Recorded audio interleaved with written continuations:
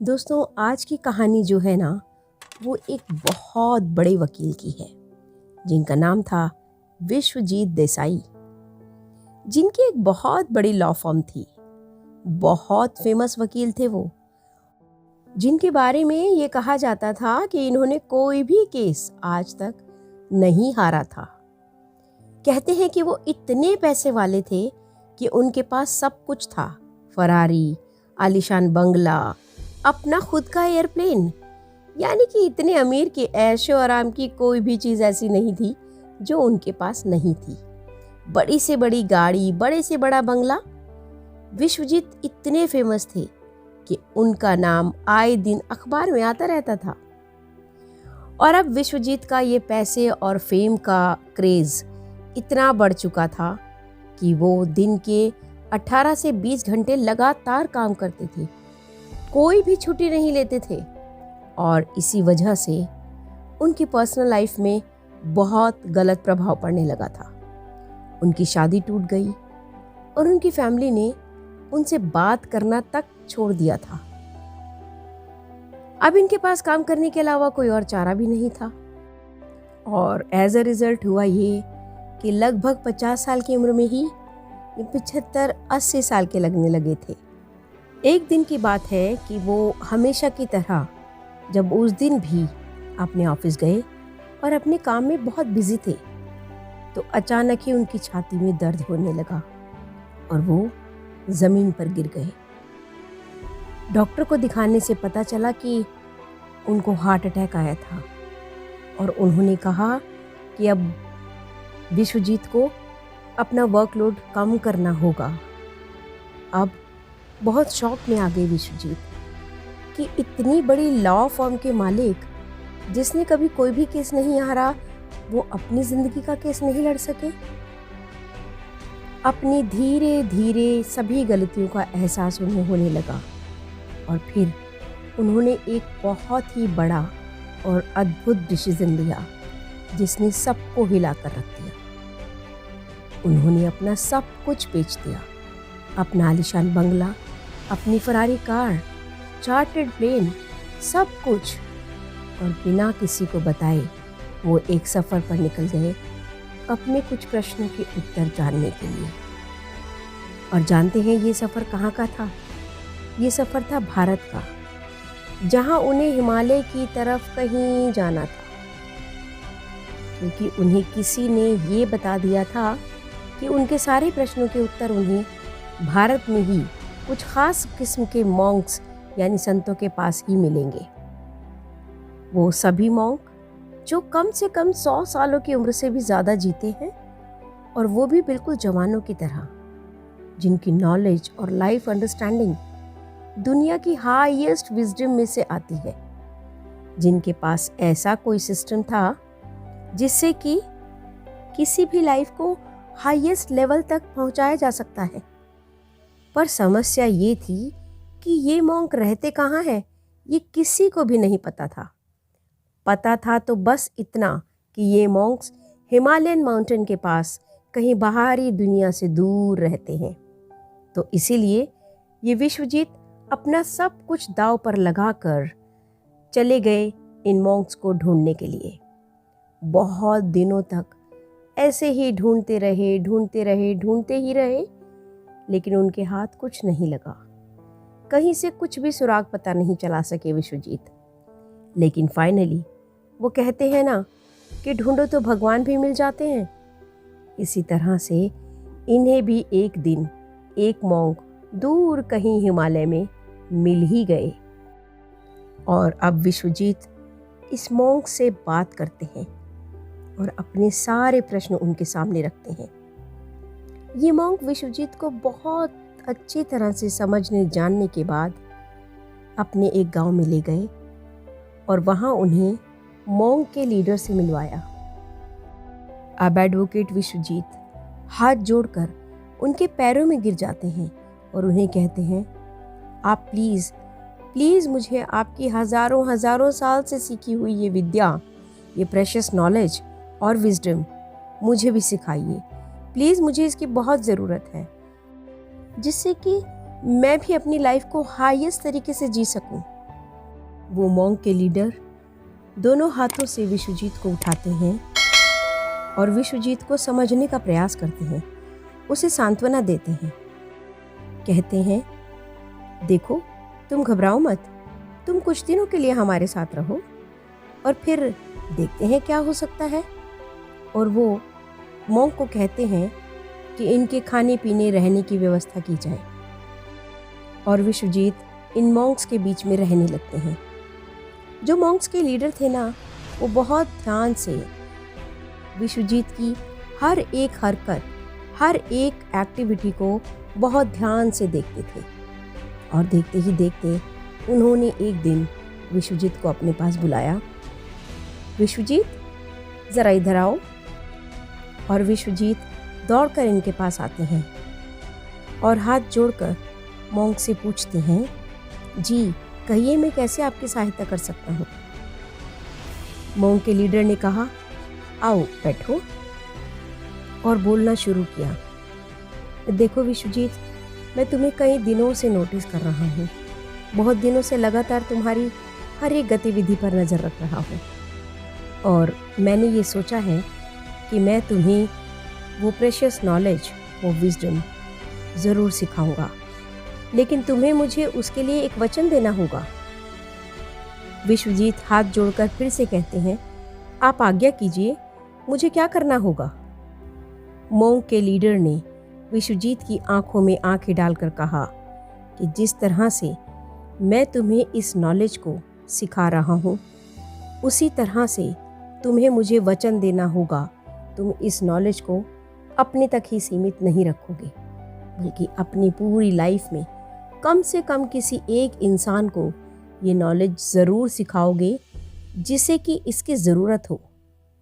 विश्वजीत उनकी ये बात तुरंत मान लेते हैं और उनके कदमों में गिरकर कहते हैं, मुझे मंजूर है, मैं आपको वचन देता हूँ कि मैं ये नॉलेज अपने तक ही सीमित नहीं रखूँगा। अब वो मॉन्क के लीडर विश्वजीत को समझाना शुरू करते हैं और कहते हैं, विश्वजीत, तुम कल्पना करो कि तुम एक बहुत बड़े से खूबसूरत गार्डन में हो, वहाँ पर बैठे हो, आनंद ले रहे हो उस गार्डन की खूबसूरती का, जो एकदम हरा भरा है, जिसमें बहुत अलग अलग तरह के फूल हैं, पौधे हैं और इनसे बहुत अच्छी खुशबू भी आ रही है। तुम बहुत अच्छा महसूस कर रहे हो। अब जैसे ही तुम्हारी नज़र इधर उधर पड़ती है तो तुम्हें उसी गार्डन में एक बहुत बड़ा सा लाइट हाउस भी दिखाई देता है।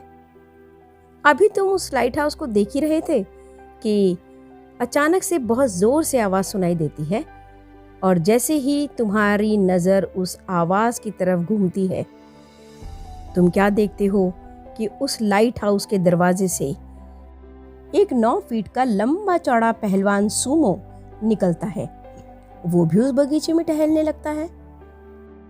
तुम नोटिस करते हो कि इस सूमो पहलवान ने कपड़ों के नाम पर सिर्फ एक केबल यानी तारों से बना हुआ लंगोट पहना था। ये देखकर तुम्हें बहुत अजीब लगता है। अभी सूमो पहलवान को बगीचे में ही घूमते घूमते एक सुनहरे रंग की बहुत पुरानी घड़ी पड़ी हुई दिखाई देती है। वो सूमो जैसे ही उस घड़ी को उठाने के लिए झुकते हैं, उनका पैर फिसल जाता है और वो गिर जाता है। उसके गिरने के बाद ऐसा महसूस होता है जैसे वो मर गया हो, क्योंकि उसके अंदर कोई भी हलचल नहीं हो रही थी और ना ही वो कोई आवाज़ करता है। बस वो सूमो ऐसे ही पड़ा रहता है।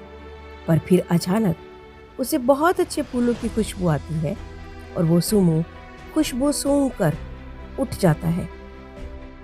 पर जैसे ही वो अपने बाईं तरफ देखता है, उसे बहुत खूबसूरत रास्ता दिखाई देता है, जिस रास्ते पर हर जगह हजारों लाखों हीरे जवाहरात पड़े हुए थे। और सूमो उसी रास्ते पर चलने लगता है जहां हमेशा के लिए उसे खुशियां दिखाई देती हैं।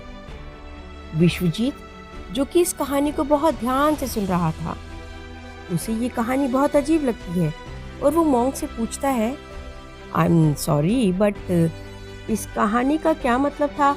मुझे कुछ समझ नहीं आया। क्या ये मजाक था? उस मॉन्क ने कहा, नहीं, ये मजाक नहीं है। मैं बहुत टाइम से इस कश्मकश में था कि इतनी बड़ी हमारी नॉलेज और विजडम को, जिसे हमने कई हज़ार सालों में सीखा है, मैं तुम्हें किस तरह से कम समय में और बहुत अच्छे तरीके से समझा सकता हूँ। और फिर मुझे ये तरीका सूझा। ये कहानी कोई आम कहानी नहीं है, बल्कि इस कहानी में ज़िंदगी के 7 सबसे बड़े प्रिंसिपल्स यानी सिद्धांत जुड़े हुए हैं। अब वो मोंक ज़िंदगी के वो 7 प्रिंसिपल्स विश्वजीत को बहुत अच्छे तरीके से समझाने लगते हैं, जिन्हें मैं अब आपको अपने शब्दों में समझाने की कोशिश करती हूँ। The garden. सबसे पहले कहानी में एक हरा भरा गार्डन आता है, जिसे हमें अपना दिमाग समझना चाहिए, क्योंकि हमारा दिमाग ना एक गार्डन जैसा ही है। जिस तरह बगीचे में अगर आप अच्छे पौधे लगाएंगे तो आपको अच्छे फल और फूल मिलेंगे, उसी तरह से हम अपने दिमाग में अगर अच्छी बातें यानी सकारात्मक विचार लाते हैं, जैसे कि रिस्पेक्ट, दया और एक दूसरे के लिए प्यार, तो ये चीज़ हमें दूसरों से ज़्यादा ना खुद को सुकून देती है। इससे आप खुश रहेंगे और आपको ज़िंदगी में आगे बढ़ने में हेल्प मिलती है। लेकिन ठीक इसके विपरीत अगर आप अपने दिमाग में नेगेटिव विचारों का तांता लगा देंगे, जैसे कि गुस्सा, नफरत आदि, तो ये चीज़ें दूसरों का बुरा इतना नहीं करेंगी जितना आपका खुद का बुरा करेंगी, और आपको एक नाखुश इंसान बनाते हुए ज़िंदगी में कभी आगे बढ़ने नहीं देंगी। इसीलिए आपके दिमाग में जितने भी नेगेटिव विचार आते हैं ना, उन्हें दूर भगाओ। सिर्फ और सिर्फ पॉजिटिव ही सोचो, क्योंकि जैसा हम सोचते हैं ना, जैसा हम बोलते हैं, वैसे ही वाइब्स हमारे आसपास एक्टिव हो जाती हैं। दूसरे नंबर पर लाइट हाउस। दूसरे नंबर पर हमारी कहानी में आया था लाइट हाउस, और इस लाइट हाउस का मतलब है हमारी जिंदगी का मकसद यानी हमारे गोल्स। जिस तरह एक लाइट हाउस बड़े बड़े जहाज़ों को दिशा दिखाता है, यानी उन्हें सही दिशा में चलने का रास्ता दिखाता है, उसी तरह से हर एक इंसान का अपनी ज़िंदगी में एक सही डायरेक्शन का होना बहुत ज़रूरी है, जिससे कि वो अपने गोल्स को, अपने पैशन को, अपने सही पर्पस को पूरा कर सके। जैसे अगर मैं आपको एग्जाम्पल के लिए बताऊं कि ये कुछ इस तरह से है कि एक व्यक्ति है, वो टारगेट पर निशाना साधने वाला है, लेकिन वो अपनी आंखों पर पट्टी बांध लेता है और सामने से टारगेट को भी हटवा देता है। तो जब उसे यही नहीं मालूम होगा कि टारगेट है कहाँ, तो वो निशाना कहाँ लगा पाएगा। बिल्कुल इसी तरह से अगर हमें अपनी ज़िंदगी में अपने टारगेट का यानी अपने गोल्स, अपने पैशन या फिर अपने पर्पस का नहीं पता होगा, तो हम अपनी ज़िंदगी में कुछ भी बड़ा अचीव नहीं कर पाएंगे और ना ही इतना खुश रह पाएंगे।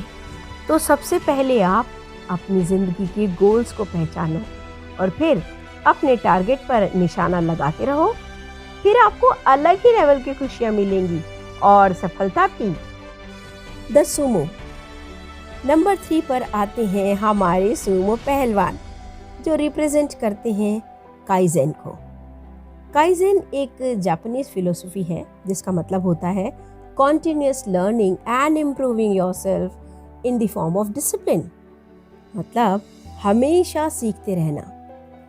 जैसे कि सूमो पहलवान अपने आप को हमेशा डिसिप्लिन रखते हुए कॉन्टिन्यूअस इम्प्रूवमेंट करते रहते हैं अपने आप में, ठीक इसी तरह से हमें भी अपने ब्रेन को, अपनी बॉडी को इम्प्रूव करने वाली एक्टिविटीज़ करते रहना चाहिए, और इन एक्टिविटीज़ की तरफ हमें हर रोज़ ध्यान देना होगा।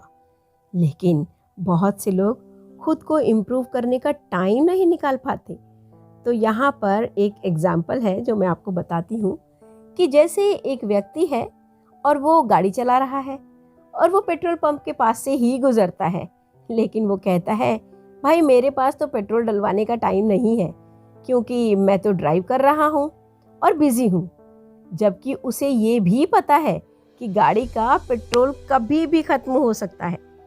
तो आपको अपनी ज़िंदगी में कोई भी ऐसा स्टूपिड डिसीजन नहीं लेना चाहिए कि आप अपने लिए थोड़ा सा समय भी ना निकाल पाएं? खुद को मेंटली और फिजिकली इम्प्रूव करने के लिए आपको अपने लिए थोड़ा सा समय ज़रूर निकालना है, जिससे आप अपने डेस्टिनेशन को, अपने गोल को, अपने पैशन को बहुत खुशी खुशी अचीव कर पाएं, वो भी बिना किसी रुकावट के। इसके बाद केबल वायर यानी लंगोट अगला बहुत इंपॉर्टेंट एलिमेंट है उस सुमो का, वो लंगोट जो कि केबल वायर से बना हुआ है। लेकिन उसी लंगोट ने सुमो पहलवान की पूरी इज्जत बचा रखी थी, क्योंकि जिस तरह से एक केबल वायर बहुत छोटे छोटे पतले पतले तारों से मिलकर बनी हुई होती है ना, ठीक उसी तरह से ये केबल वायर इंसान का सेल्फ कंट्रोल और डिसिप्लिन उसको दर्शाती है, क्योंकि ये दोनों ही हमारे छोटे छोटे डिसीजन से ही मिलकर बनते हैं। जैसे कि कुछ अनहेल्दी खाने के बजाय कुछ हेल्दी खाने का सेल्फ कंट्रोल, कोल्ड ड्रिंक पीने की बजाय सिर्फ पानी पी लेने का सेल्फ कंट्रोल, ठंडा पानी पीने की बजाय नॉर्मल पानी पी लेने का सेल्फ कंट्रोल, लिफ्ट की जगह सीढ़ियों का इस्तेमाल करना, सोशल मीडिया पर बहुत बेकार की वीडियोस देखने के बजाय किसी अच्छी सी बुक का सिर्फ एक ही पेज पढ़ लेना, देर से सोने के बजाय सुबह जल्दी उठने का डिसिप्लिन बनाना। दोस्तों, शायद ये छोटी छोटी चीज़ें ना आपको बहुत बड़ी और बहुत जल्दी चेंजेस लाने वाली नहीं लग रही होंगी, लेकिन आप यकीन मानिए ये छोटे छोटे चेंजेस आपकी लाइफ में एक बहुत बड़ा चेंज लाएंगे। इसीलिए छोटे छोटे डिसीजंस को बड़े और अच्छे डिसीजन में तब्दील करो। इसी से हमारा सेल्फ कंट्रोल और सेल्फ डिसिप्लिन बहुत ज़्यादा बढ़ जाएंगे, जो हेल्दी और हैप्पी लाइफ जीने के लिए आपको हेल्प करेंगे। And next one is stop watch. पांचवी और इम्पॉर्टेंट चीज़ स्टॉप वॉच, जो बताती है हमारे वक्त को। घड़ी हमें बताती है कि हर इंसान के पास दिन के 24 घंटे ही तो होते हैं, वो चाहे कितना ही अमीर आदमी हो या फिर कितना ही गरीब। लेकिन जो बात उस अमीर इंसान को उस गरीब इंसान से अलग बनाती है वो है अमीर आदमी का अपने समय के प्रति डेडिकेटेड होना। एक अनसक्सेसफुल इंसान अपने समय को फालतू चीज़ों में बहुत बर्बाद करता है, लेकिन एक सक्सेसफुल इंसान अपने समय को यूटिलाइज करता है। अब यहाँ पर इसका मतलब ये बिल्कुल भी नहीं है कि आप अपनी बाकी लाइफ को एंजॉय ही ना करें, लेकिन आप अपने टाइम को बहुत स्मार्टली मैनेज करें, जिससे कि उन्हीं 24 घंटों में आप सफलता पा सकते हैं। एंड नाउ द फ्रेग्रेंट रोज। अगली चीज़ कहानी में है फूलों की खुशबू। वो कहावत है ना कि फूल देने वाले के हाथ में भी थोड़ी सी खुशबू रह ही जाती है। यहाँ पर ये फूल और उनकी खुशबू ये बताती हैं कि हमें दूसरों की मदद करनी चाहिए। एक इंसान कितना ही धनवान क्यों ना बन जाए, लेकिन उसे सेटिस्फेक्शन नहीं मिलती जब तक कि वो दूसरों की मदद नहीं करता है। इसीलिए आपने देखा होगा कि जब कोई इंसान बहुत पैसा कमा लेता है ना, तो वो उस पैसे को कमाना बंद करके लोगों की मदद करता है उस पैसे से, और उसे संतुष्टि, रियल हैप्पीनेस तभी मिलती है। इसलिए अगर आपको भी खुश इंसान बनना है तो आप बिना किसी लालच के दूसरों की मदद करें। Last but not the least, path of diamonds. कहानी में सबसे आखिर में आता है डायमंड से भरा हुआ वो रास्ता जिस पर सुमो रेसलर जाता है। वो रास्ता हमें बताता है हमारे वर्तमान को, यानी हमारे प्रेजेंट को, जिसे हम अभी जी रहे हैं। वास्तव में दोस्तों क्या होता है ना कि हम कभी भी अपने प्रेजेंट में नहीं जीते हैं, कभी अपने प्रेजेंट में खुश रहते ही नहीं हैं। या तो हम पुरानी पिछली बातों को सोचते रहते हैं या फिर अपने फ्यूचर की चिंता करते रहते हैं। भाई, जब हम बच्चे थे तो हम ये सोचते थे, हाय राम जल्दी से बड़े हो जाएं, कब बड़े होंगे। और जब हम बड़े हो जाते हैं ना तो हम सोचते हैं कि बचपन कितना अच्छा था, वो पल वापस क्यों नहीं आते। और बस इसी तरह से हम प्रेजेंट और फ्यूचर की सोच में ही अपनी सारी ज़िंदगी गुजार देते हैं और हम ये सोचते हैं कि जब हमारे पास पैसा आ जाएगा ना तो हम बहुत खुश हो जाएंगे, मेरे पास गाड़ी आ जाएगी तब शायद मैं और ज़्यादा खुश रह पाऊँगा। मगर ऐसा नहीं है कि पैसों की कोई अहमियत नहीं है।